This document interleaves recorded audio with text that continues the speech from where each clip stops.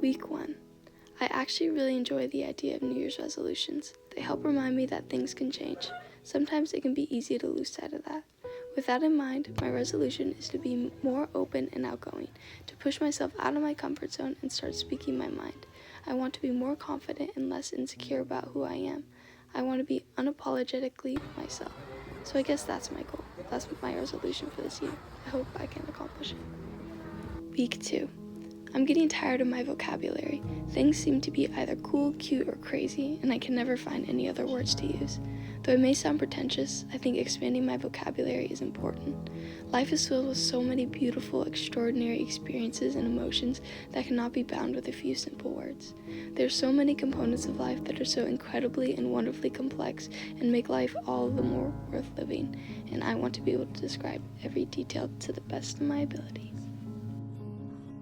Week 3. Sometimes life moves at 1,000,000 miles a minute.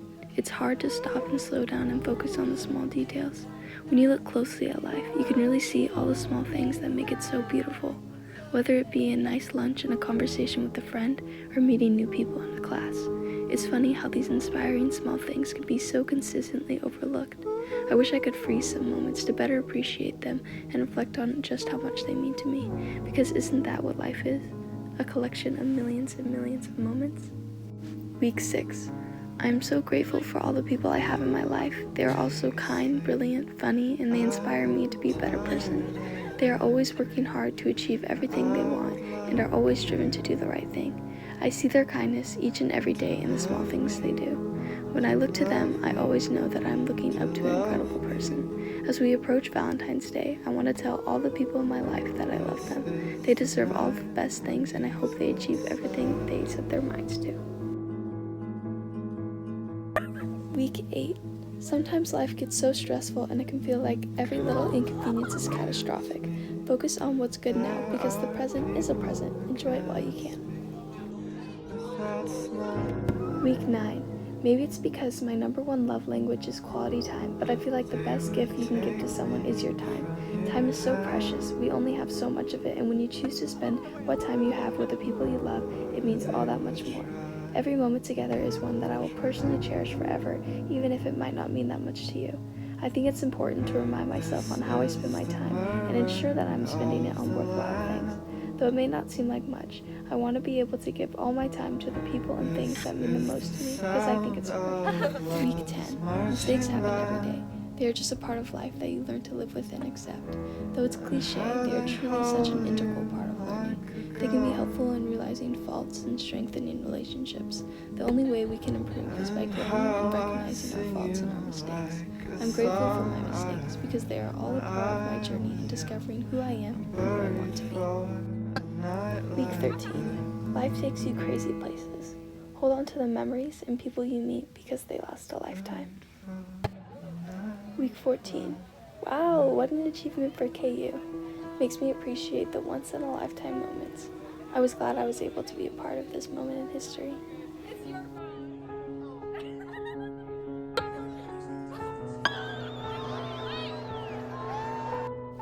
Week 15. I'm really glad that I've been pushing myself this year.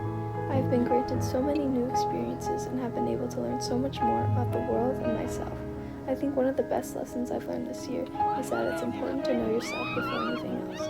The more I get to know myself, the better person I can be for other people and for the future. I look forward to getting to know more about the world. Week 16. This week has been chaotic, but I think it's a journey to find out how to stay stable during a storm. Week 17. I think a big part of maturing is learning to not care about what people think. People are going to think the way they do, and you can't control that. The only thing you can control is yourself and how you think. So why not just be yourself? Who cares? This is your life, and you have to live with all your decisions. The opinions of others shouldn't dictate how you live your life all the time. I think it's a lifelong journey to not care, but I'm glad I've started. Week 18. As this year comes to a close, I reflect on my freshman year as a whole. It was truly one of the best years of my life. I will never forget all the memories I've made, people I've met, lessons I've learned, mistakes I've made, and all the wonderful things in between. I feel so blessed to have been gifted the chance to get to know all of you. You have made my life 1,000,000 times better and have taught me so much. Each and every day, you inspire me to be a better person and to smile a little more. Meeting all of you has made my life so much brighter, and I'm so thankful. I will never forget the kindness and love you have shown me. I hope the relationships we have made will last a lifetime. Thank you for being who you are. I love you so much. Week 19. Wow, I can't believe freshman year is over. It feels so bittersweet. I have so many amazing memories with so many different people, and it makes me feel so grateful. It's going to be hard to leave the dorm life in the past. I will always remember the late night taco runs, blasting music way past quiet hours, just dancing, hungover E's breakfast, that one crazy game of paranoia, and our talks until 5 a.m. Even now, I still can't believe I won't be going back Sunday. I can't believe 516 is empty and new people will be living there. But change is good.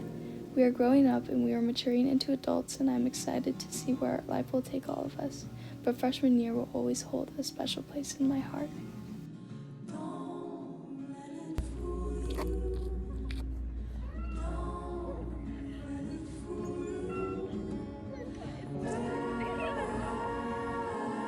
Week 20. Crazy first week of summer. So many fun things are happening, and I'm so excited to see what else is to come. Week 21. Expectations are weird. No matter how many times I tell myself I won't have them, I always find myself obsessing over them, only to be set up for disappointment. That sounds rather grim, but it's honest.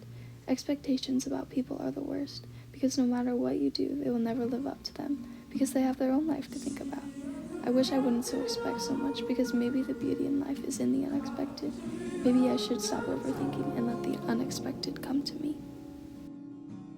Week 22. I think one of the most important qualities is ambition. I think I've learned that this past week, that things will not just fall into your lap no matter how hard you want them. If you want something, you have to chase it. It's your life, your dreams, your goals, and you need to follow your own path. It is up to you to get where you want. But I admit, ambition can weary, especially in the face of comparison. Sometimes it's hard to stay driven when you feel like you're falling behind. But instead of letting it drag you down, use it as power to bring you up. I believe that is the key to success. Week 25. I don't know why I allow my birthday to mean so much. I suddenly expect everything to be different, for me to be different, for people to change. Yet I find myself grounded in the same place year after year, stuck with the same unrealistic expectations, stuck in the same position, stuck in the same body, stuck in the same place, only 365 days later. Where did the time go? What do I have to show for those days? Was it worth it? Did I spend every moment wisely? Week 27. I think something beautiful lies in the act of pushing yourself. You're forcing yourself to reach the potential that you know you can have without the influence of anyone else. You only need yourself. You are enough to get what you want. I think anyone who is ambitious is admirable. Their courage to go after what they want is something I strive to have. Week 28. I had a wonderful time this week, one that was full of surprises and love. I felt lucky to have the opportunity to do so many fun things and hang out with so many amazing people. It was fun to be able to celebrate not only one birthday but two birthdays of the most wonderful people I know. Week 29. There's something so rewarding in helping others even with the things that seem so small. Like helping someone get dressed or do their makeup, helping them feel like themselves again is something so beautiful. I was also able to meet so many wonderful people this week who share the same joy of helping people as I do. Their enthusiasm and drive to help is so inspiring. Their ability to take action and seek change is something that I also strive to have. Week 30. Summer is slowly coming to a close and it is bittersweet. There is still so much I want to do. Maybe I have too many plans, but I think it's better to dream big and fall short than to stay in my comfort zone. Week 31. As sad as I am to leave summer behind, I'm excited for the next chapter. Summer has provided me with so much clarity. I think I've learned a lot about myself and about what my goals are. I think I'm finally understanding my place and where I think my future lies, and I want to keep moving towards that future. I think the road that lies ahead is steep, but I feel invigorated and prepared. Week 32. Nostalgia is such a weird feeling. I find myself trying to avoid it as much as possible. It hurts because I will never be able to return to that exact time, that exact feeling. I only have the present, and those feelings I felt can only exist in my memories. Sometimes I wish I could go back and relive my life, not necessarily to change anything, but just to live it again. Week 33. What an exciting week. I'm so excited to start this year, and I had such an amazing kickoff. I couldn't ask for a better group of people to share it with. I think I'm really learning to branch out and be more outgoing. Week 34. I never knew how nice it was to have family so close by. I've enjoyed every minute I've been able to spend with them. I used to be so sad leaving the family reunions because I knew I wouldn't see everyone for another year. Now I feel so lucky to be within 5 minutes of them. I always feel so relaxed and at home when I'm with all my family. I can't wait to be able to have a family of my own and take them to family reunions so they can experience the same sense of community and love that I have. Week 35. It was nice to go to a football game. I haven't been to any KU sporting events since coming to KU. I think I should start getting more involved in school events because I'm only going to have this pride for a couple more years. I want to enjoy it while I can. Week 36. This week I think I learned a lot about the value in honesty and trust. I think it takes a lot of courage to share your innermost thoughts and emotions with other people, and sharing can make you feel so much more closer to them. There's a certain level of trust and respect that you must give each other when you speak your mind. I think it can be a very beautiful thing when reciprocated and can create a real sturdy foundation of mutual trust.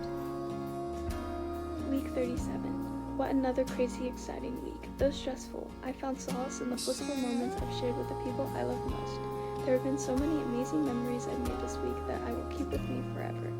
I've learned how to pick myself up even when I'm down. It's okay to make mistakes as long as you learn and grow from it. I've learned that it's okay to lean on the people that care about me. The people that care about me will listen with open arms, and I shouldn't be afraid to take that leap because I'm assured that the people I trust will catch me. Week 38. This week I've begun to look at myself on a deeper level. I want to understand what makes me feel the way I do and why I feel this way, but also how can I express and communicate exactly how I feel. I find that discovering yourself and understanding your emotions is a long journey, and there will be times where I don't understand. Week 39. This week was so stressful, so many tests. I really need to cut out procrastination from my life. It turned out as expected, not too bad, but not my best. I'll try harder next time. Week 40. Today my art teacher asked us, what does our art say about us and what are we trying to express? I feel like all my art encapsulates love and emotion. I think I try to portray emotion in a very sincere fashion that feels raw and genuine. It was nice to take a step back and think about what am I trying to say with my art. Week 41. Fall break felt so short, but I'm grateful for it. It was nice to be home again. It was a good way to recharge and recenter myself. I learned a lot about what I want to value and how I can choose to let things affect me. I get to choose what I believe is important. Week 42. I feel like as the year goes by, I find less and less to talk about. I think it's hard to try and analyze yourself all the time. Sometimes things are just the way they are, and there's no deeper meaning or understanding. Sometimes I just need to leave things be. This week, I enjoyed the company of so many wonderful people and was really happy. Week 43. Yes, there was a lot of studying and a lot of turmoil, but I made it to the end and I got to have a lot of fun. I think breaks are sweeter when you work hard in between them. It feels so much more rewarding to know that you worked hard and get to celebrate that. I also got to do my favorite things like dressing up, decorating, and volunteering for kids. I don't know why, but it's always so fun to temporarily change everything and become someone else. Week 44. Academically exhausted. To put how I feel into words. I'm just so tired both mentally and physically. It has been such a long week and every week seems to get longer. It feels like I'm in a swirling washing machine, stuck in a cycle, just constantly being swung around and wrung out to my wit's end. I feel like I pour everything into everything I do, and it can be exhausting to try and rebuild myself every time. I think sometimes I need to take a step back and put things into perspective, because in the grand scheme of things, it's really not that important. Week 45. This has been one of the most draining weeks. My doctor says that I just overworked myself, so that's probably why my immune system was so suppressed, and it's probably why I got sick. I'm disappointed though, because I was really looking forward to this weekend, but it taught me the importance of sleep and taking care of yourself, even when you feel like you don't have the time.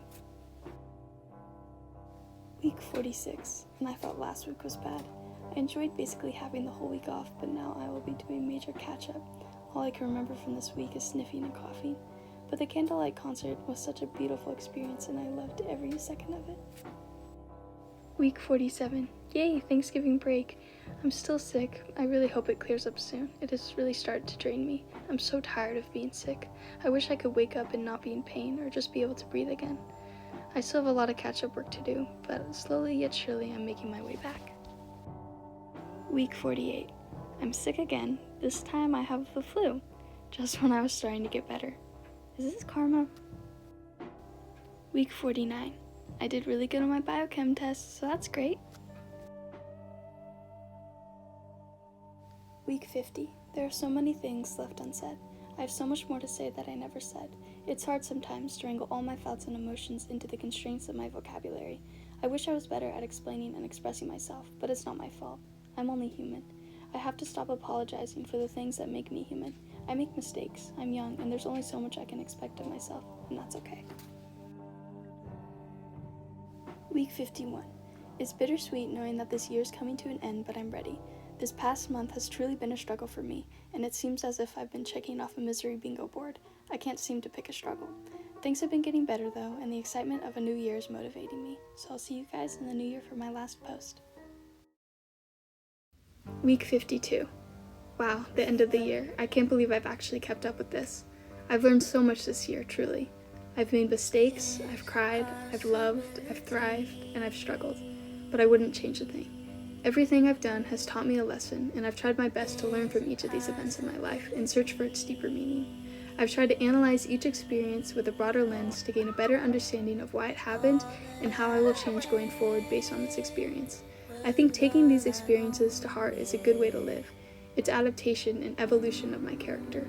Though I feel like I've felt more pain this year than others in many ways, especially the past couple months, I've also never felt so much love. I want to step into the new year as a new person. Is this too idealistic to pursue? Maybe a little, but I'm dedicated and determined. I want to be a better person next year than I was this year. Not only for myself, but for the people I love. They deserve the world, and I want to show them the best version of myself, because they mean the world to me. I didn't think I would accomplish any of my New Year's resolutions this year, but look at me now. I feel like I've proved to myself that change is possible and accomplishing your goals is possible.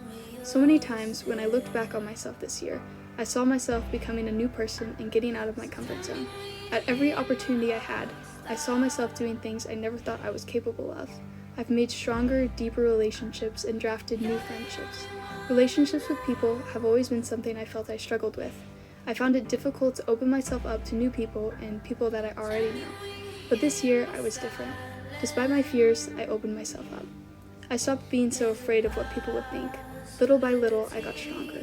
Though it's definitely something I'm still working on, at least I'm trying now. As I look back into this year, I will not only remember the joy and heartbreak I felt, but also the moments where I felt a change within myself. Knowing that change is possible within a person is all the motivation I need to continue to better myself.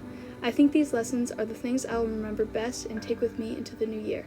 Thank you everyone for joining me on my journey and listening to my most random, strange, pretentious, annoying, nonsensical, embarrassing, stupid inner thoughts.